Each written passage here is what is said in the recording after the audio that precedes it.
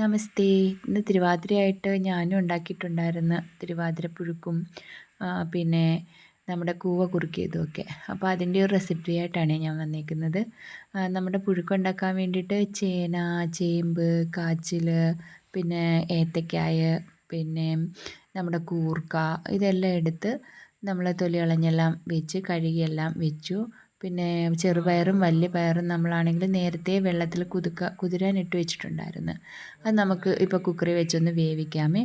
അതിന് ശേഷം നമ്മൾ ഈ പുഴുക്ക് സാധനങ്ങളെല്ലാം കൂടി അരിഞ്ഞ് കഴുകാനായിട്ട് വെച്ച്, എന്നിട്ട് കൂവപ്പൊടി എടുത്ത് ശകലം പാലുകൂടി ഒഴിച്ചിട്ട് നമ്മളതൊന്ന് കലക്കി വെച്ച്, എന്നിട്ടിനി നമ്മൾ ശർക്കര പാവ് കാച്ചാനായിട്ട് നമ്മൾ അലിയിക്കാനായിട്ട് വെച്ച്. പാവ് കാച്ചാൽ അലിയിക്കുകയാണേ.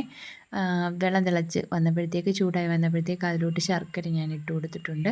ഞാൻ പതഞ്ജലിയുടെ ശർക്കരയാണ് ഉപയോഗിക്കുന്നത്. അതിനകത്ത് ഒട്ടും അഴുക്കില്ല.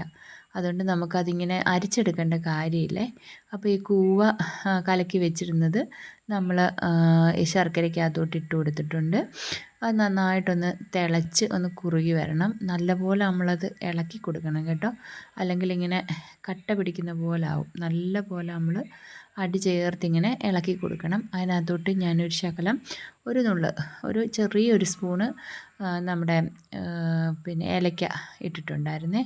പിന്നെ ഒരു സ്പൂൺ നെയ്യും ഇട്ട് നമ്മൾ തീ ഓഫ് ചെയ്ത് നന്നായിട്ടിത് മിക്സ് ചെയ്യണം. നല്ല പോലെ അടിയിൽ പിടിക്കാത്ത രീതിയിൽ നല്ല രീതിയിൽ മിക്സ് ചെയ്ത് എടുത്ത് മാറ്റി വെക്കണം. അടുപ്പിൽ നിന്ന് മാറ്റി വെച്ചിട്ടുണ്ട്.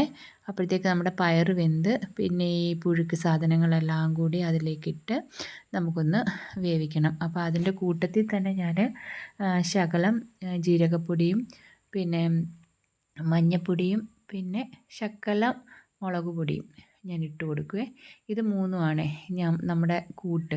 ശരിക്കും നമ്മുടെ ഓണാട്ടുകരയുടെ ഒരു അസ്ത്രത്തിൻ്റെ ഒരു രീതി തന്നെ ആണെങ്കിൽ പോലും നമ്മൾ ഇതിന് കടുക് വറക്കില്ല. അതിനകത്ത് കടുക് വറക്കും, ഉള്ളിയിടും നമ്മൾ. പക്ഷേ ഈ തിരുവാതിരപ്പുഴുക്ക് ഉണ്ടാക്കുമ്പോഴും നമ്മളിതിനകത്ത് കടുക് വറക്കുന്നില്ല, ഉള്ളി ഇടത്തില്ല. അങ്ങനെ ഒരു വ്യത്യാസമായിട്ടേ എനിക്ക് തോന്നിയിട്ടുള്ളൂ. ഇത് വെന്ത് കഴിയുമ്പോൾ നമ്മൾ ശകലം വെളിച്ചെണ്ണ ഒഴിച്ചിട്ട് അതിനകത്തോട്ട് ഈ പുഴുക്ക് വെന്തതെല്ലാം കൂടി ഇട്ടിട്ട് പിന്നെ സാധാ രീതിയിൽ, അല്ലാതെ പ്രത്യേകിച്ചൊന്നും ചേർക്കത്തില്ല. തേങ്ങ ജസ്റ്റ് ഒന്ന് ചതച്ചെടുക്കത്തേ ഉള്ളൂ. ചതച്ചെടുത്ത് ഇതിലോട്ടങ്ങ് ചേർക്കുക ചെയ്യുന്നത്. എന്നിട്ട് പിന്നെ നമുക്ക് ഇച്ചിരി എരി വേണ്ടതുകൊണ്ട് ശകലം കുരുമുളക് പൊടി ചേർത്തിട്ടുണ്ട് കേട്ടോ. അത്രയും ചേർത്ത് നമ്മൾ മിക്സ് ചെയ്ത് നന്നായിട്ട് മിക്സ് ചെയ്ത് കഴിഞ്ഞ് ഒരു ശകലം വെളിച്ചെണ്ണയും കൂടി വേണമെങ്കിൽ ഒന്നും കൂടി ഒന്ന് നമുക്ക് താളിച്ചെടുക്കാം. അല്ലാതെ കടുക് വറക്കില്ല കേട്ടോ. എന്നിട്ട് നമ്മൾ പിന്നെ നമ്മുടെ കുറുക്ക് നന്നായിട്ട് അങ്ങ് കുറുകിയിട്ടുണ്ട്. കൂവക്കുറുക്കെ നല്ലപോലെ കുറുകി. പിന്നെ നമ്മൾ ഉണ്ടാക്കിയ എട്ടങ്ങാടി പുഴുക്ക് കഴിച്ചു. അത് കഴിക്കാനെടുത്തേ.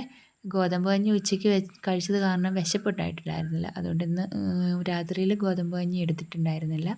നല്ല ടേസ്റ്റ് ഉണ്ടായിരുന്നു.